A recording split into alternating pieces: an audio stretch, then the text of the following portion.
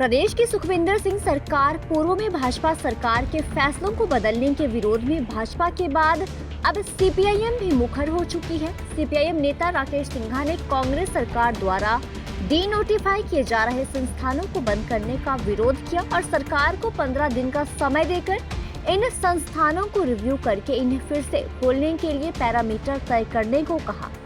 राकेश सिंघा ने शिमला में पत्रकार वार्ता कर कहा कि पिछले कुछ सालों से राजनीतिक लाभ के मकसद से सरकारों ने चुनावी वर्ष में बड़ी बड़ी घोषणाएं करने की प्रथा शुरू की है, जो लोकतंत्र के लिए ठीक नहीं है।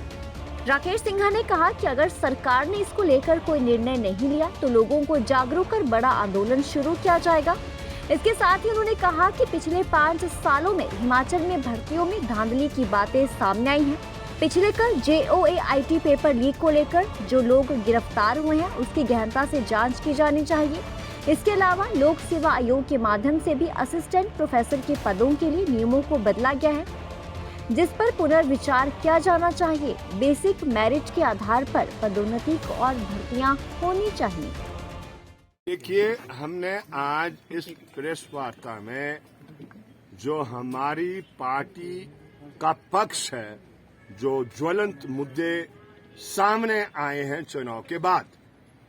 पहला ज्वलंत मुद्दा है जो बहुत से अलग अलग ऑफिसेज चुनावी वर्ष में खोले गए थे, संस्थाएं खोली गई थी। उसके बारे में हम बहुत स्पष्ट है कि जो एक फैसिलिटी लोगों को एक दफा दे दी गई है उसमें प्रावधान था नहीं था, वो बात की बात है।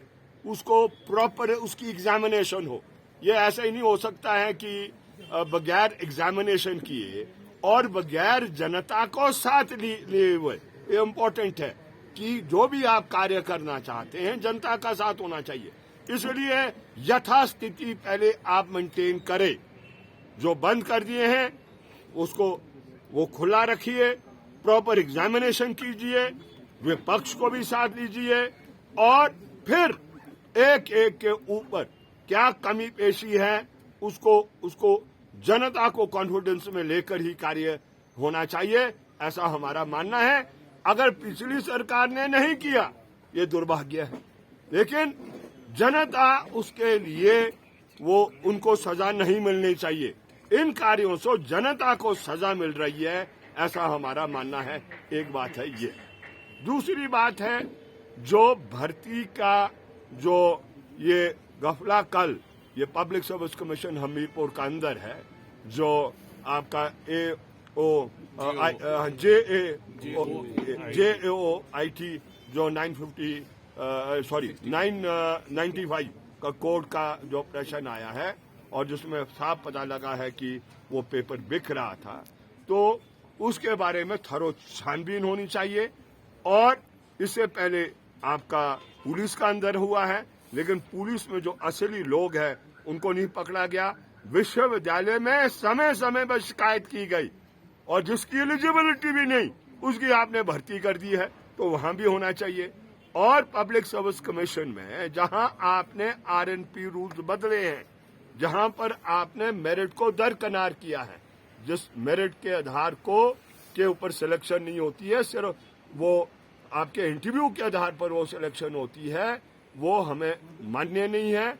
उसके RNP दोबारा आपको वो बनाने हैं जो पहले थे, जिसमें मेरिट को किया जाए।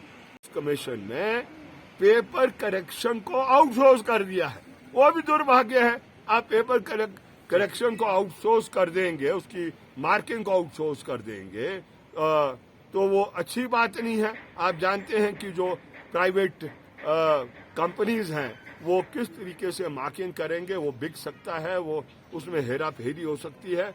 तो अगेन वो भी क्या कहते हैं, ठीक बात नहीं है। तो इस बात का भी हमने जिक्र किया है। तीसरी बात है जो आपका ये विवाद चल रहा है सीमेंट प्लांट का। अडानी जो अपने हजारेदारी पैदा करना चाहता है ट्रांसपोर्टेशन को लेकर, 10 दिन का मौका दिया है। हम ट्रांसपोर्ट यूनियन से अपील करना चाहते हैं अपनी व्यापक एकता को बनाए रखें। और सिर्फ अपनी व्यापक एकता नहीं, ये प्रश्न सीमेंट उद्योग और जो ट्रांसपोर्टर्स हैं उसका मसला नहीं है, ये हिमाचल प्रदेश की जनता का मसला है और इसलिए व्यापक जनता की एकता को बनाने के लिए ट्रांसपोर्टर्स पहलकदमी करें और हम उनको वायदा देना चाहते हैं, उनके साथ वायदा करना चाहते हैं कि हमारी पार्टी उनके साथ कांधा से कांधा मिला के खड़ी रहेगी अगर अडानी वो बदमाशी करने की कोशिश करे।